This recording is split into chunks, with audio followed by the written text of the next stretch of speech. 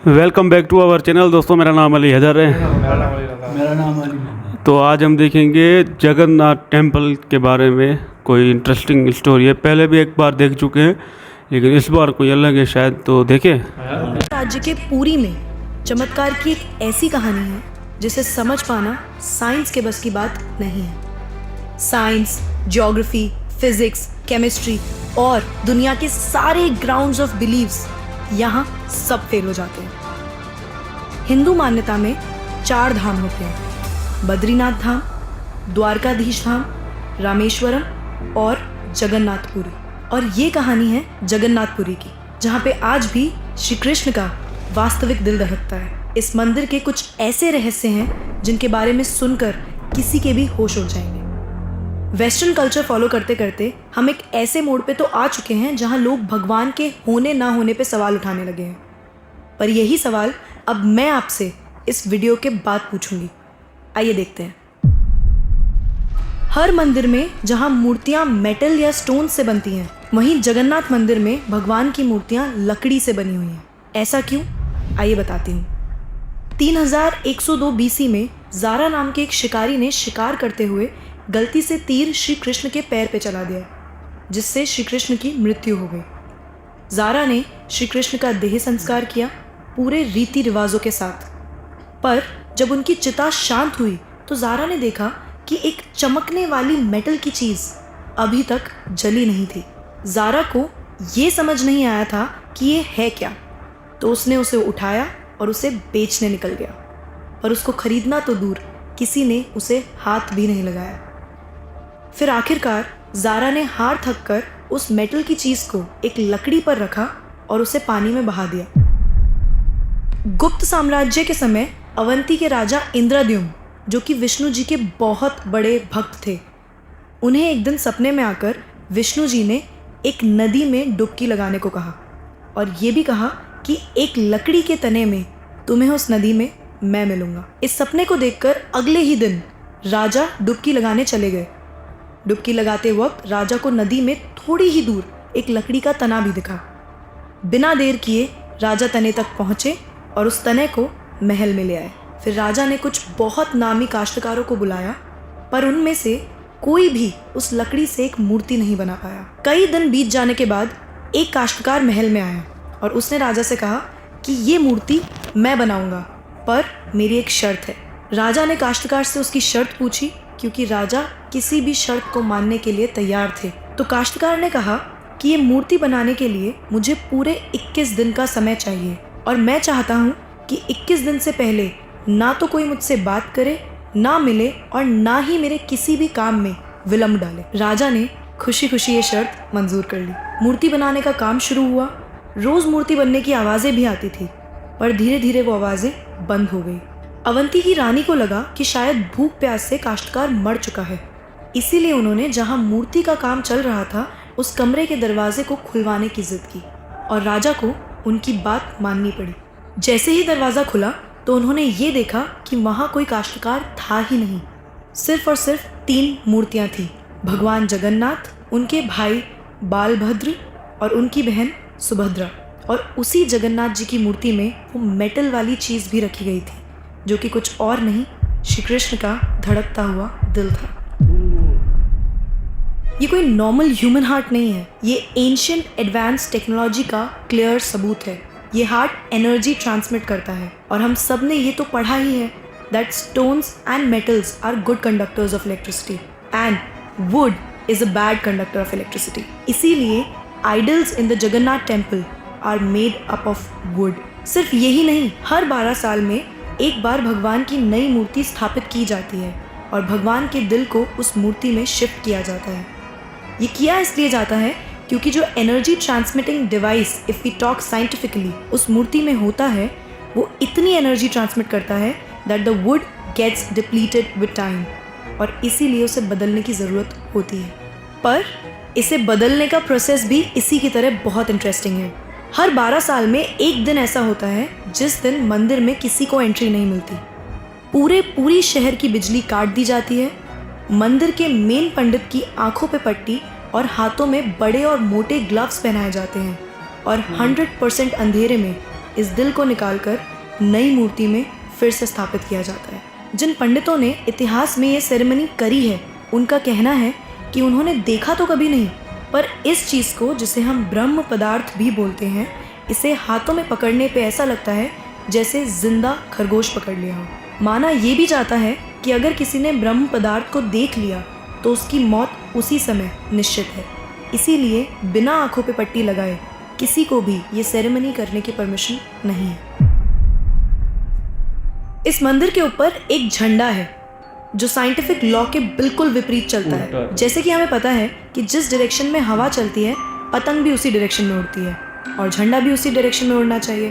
पर जगन्नाथ मंदिर के इस झंडे की बात बिल्कुल अलग है। ये हमेशा हवा के ऑपोजिट डायरेक्शन में उड़ता है।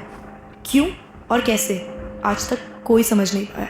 इस झंडे के साथ एक और खास बात है कि इसे रोज बदलना पड़ता है। इसीलिए मंदिर के पांडु 214 फीट ऊपर लगे इस झंडे को रोज चढ़कर बदलते हैं, क्योंकि कहा जाता है कि अगर किसी दिन ये झंडा नहीं बदला गया तो मंदिर 18 सालों के लिए बंद हो जाएगा।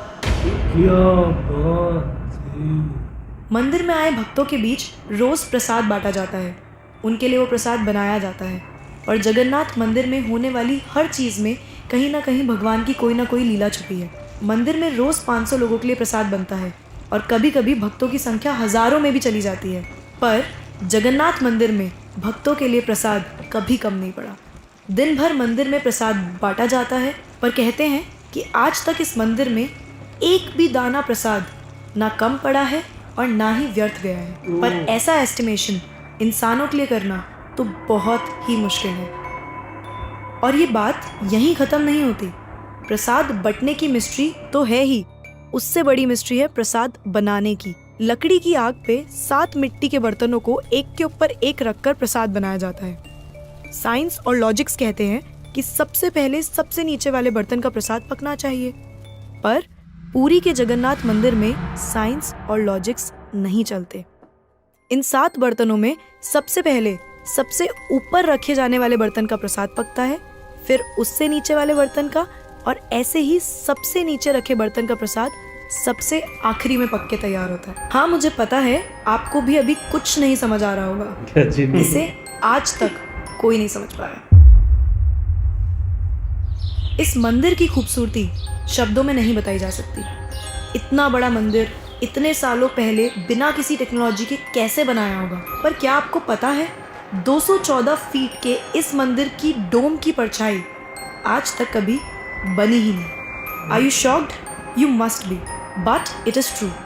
जगन्नाथ पुरी टेम्पल के डोम्स की शैडो बनती ही नहीं है कभी भी, at any time of the day. और हमारी फेवरेट साइंस इस बात का भी लॉजिक नहीं ढूंढ पाई। The mystery is not over here. जैसा कि हमें पता है कि कुछ buildings, architectures and areas no fly zones होते हैं, मतलब वहाँ ड्रोन्स, एयरप्लेन्स या कोई भी मैन मेड फ्लाइंग ऑब्जेक्ट पहुँचाने की या उड़ाने की परमिशन नहीं है। पर पक्षियों को तो हम नहीं रोक सकते, उन्हें समझाना तो बहुत मुश्किल है ना। पर अगर हम जगन्नाथ टेम्पल की बात करें तो वहाँ पे ऐसा कुछ है जो शायद पक्षियों को पता है और हमें नहीं, क्योंकि इस मंदिर के ऊपर कोई भी ड्रोन, कोई भी एयरप्लेन या कोई भी पक्षी कभी उड़ता ही नहीं। आपने देखा होगा ना मंदिर के डोम्स पे या बड़ी बड़ी बिल्डिंग्स पे बर्ड्स को बैठे हुए। कभी जगन्नाथपुरी जाएंगे तो देखिएगा that birds don't rest on the roof of Jagannath temple. आप कभी भी किसी भी पक्षी को जगन्नाथ टेम्पल की छत पे या उसके डोम्स पे बैठा हुआ नहीं देखेंगे। पर कंफ्यूज करने वाली बात यह है कि कैसे एक बेजुबान पक्षी ये जानता है कि इस मंदिर के ऊपर से उड़कर नहीं जाना। All of these things sound so exciting, right? अगर आपको ये कहानी जानने में और सुनने में मज़ा आ रहा है और आप ऐसी ही नई नई चीज़ें और कहानियाँ जानना चाहते हो तो नेकेड ट्रुथ को सब्सक्राइब करना मत भूलना। हम आपके लिए बार बार कुछ नया लाते रहेंगे।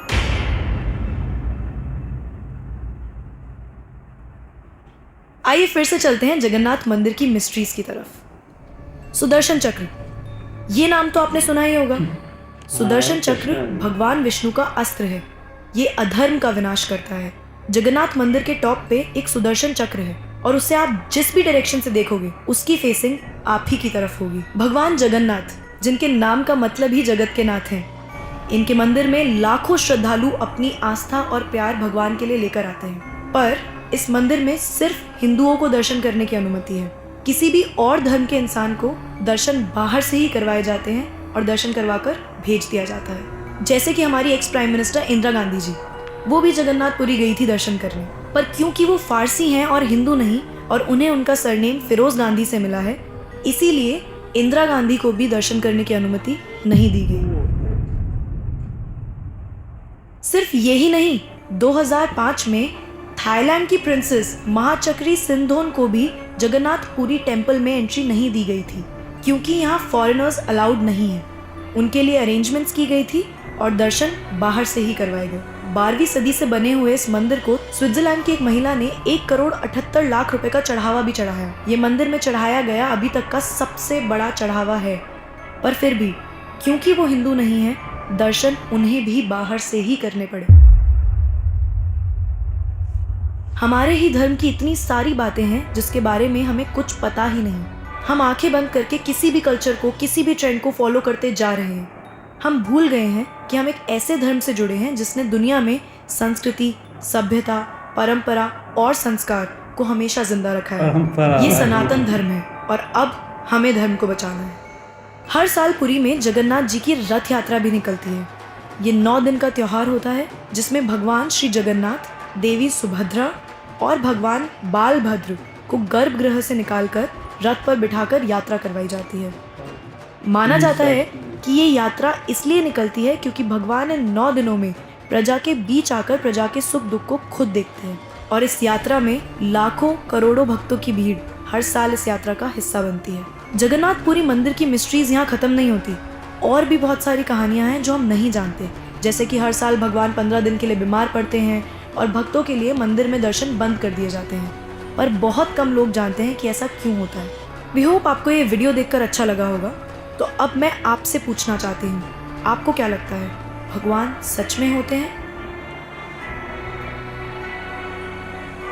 ओ भाई यार, आज तो बड़े ही यार खुलासे हुए। पहले भी हमने जगन्नाथ टेम्पल के बारे में देखा था, वहाँ पर इस तरह की ये नई बातें थी। आज जो हमें बातें पता चली थी, ये तो होश उड़ा दिए भाई। कृष्णा जी को तीर लगा भाई, कृष्णा जी की मौत हो गई, लेकिन उनके दिल को कुछ नहीं हुआ। एकदम दिल वाह साबित था भाई, आग नहीं लग रही थी। और फिर जाके उन्होंने भाई बेचा। जिसने तीर मारा हरामी, वो भी देखो ना तुमने यार। एक तो कृष्णा जी को तीर मारा है और जब उन्होंने कोई निशानी दी है तो फिर तुम बेचने जा रहे हो। लेकिन लोग भी होशियार थे, उन्होंने लिया ही नहीं। और फिर किसी भक्त को कृष्णा जी ने सपने में बोला, भाई मैं तुम्हें दर्शन दूंगा, तुम जाओ डुबकी लगाओ पानी में। डुबकी लगाई तो भाई वो दिल निकला भाई, उसको मिला। और फिर जाके ये मूर्तियाँ बनी। किसी पंडित ने बोला मैं बनाऊंगा मूर्तियाँ, वरना कोई बना ही नहीं पा रहा था ना कोई। ये तो बहुत ही भाई ये अनोखी कहानी थी हमारे लिए। हमने तो ऐसा सोचा ही नहीं था कि इस तरह भी कुछ हो सकता है। और इस जो मैडम जी इन्होंने बहुत अच्छे से एक्सप्लेन किया। बड़ा यार बड़ी तारीख है, बड़ी हिस्ट्री है इस जगन्नाथ टेम्पल के बारे में। और कोई गैर हिंदू जो है वो नहीं आ सकता, जो हिंदू है वही यहाँ पे दर्शन करने के लिए आ सकता है। ये भाई हर किसी का अपना रिलीजन है, उनके अपने उसूल हैं, तो ये उनको मानना चाहिए। और बहुत अच्छा लगा जगन्नाथ टेम्पल के बारे में हमें जानकर यार। यात्रा भी बताई तो वो भी बड़ी यात्रा होती है, पुलिस वाले थे यार, बड़ी बात है यार। आज मैं भी ये देखकर हैरान हो गया हूँ जगन्नाथ टेम्पल के बारे में जानकर। तो भाई साहब ये तो बड़े राज है इसमें। ये जो हमने पहले भी एक देखा है, तो वहाँ का लंगर जो है ना भाई, खाना सिस्टम वो ख़त्म नहीं होता, ना ज़्यादा बनता है ना कम होता है भाई, एक दाना भी कम नहीं होता। तो यार ये बड़ी खासियत वाली बातें हैं। और जिसने यार ये तीर मारा ना कृष्णा जी को, यार ये तो आज हमें पता चला है। और कृष्णा जी की मौत भी हो गई। तो यार ये बड़ा शॉकिंग है हमारे लिए कि भाई उस मंदिर में तो किसी गैर मज़हब वाले को इजाज़त नहीं है, जो भी है बाहर से देकर चला जाए भाई। ये उनका कानून भाई एकदम फिट बैठता है, ऐसे सही है। नहीं तो कोई भी मुंह उठा के आ जाएगा, बस क्या है। नहीं, वो झंडा भी अपोजिट डायरेक्शन में भाई उड़ता है, ये भी बड़ी बातें हैं। वहाँ पर परिंदा भी एक पर नहीं मारता वहाँ ऊपर से, नहीं तो हर जगह पर जाते परिंदे को क्या पता वो भी ऊपर से भाई नहीं जाते। हाँ भाई, आज तो ये फर्स्ट टाइम मैंने देखा है ये जगन्नाथ टेम्पल के बारे में कुछ सुना है। तो ये किसी हरामी ने ना कृष्णा जी को तीर मारा, फिर वो दिल को भी बेचने लगा है भाई। ये ऐसा है, वो चमक रहा था, दिल को बेचने लगा। वो किसी के ख्वाब में आए तो उसने वो पूरे का पूरा इंतजाम किया और मंदिर में दिल में लगा दिया भाई। ये हमारे लिए हैरान कुन है। वो खास करे वो जो झंडा है वो भी हवा के दूसरे रुख उड़ता रहता है।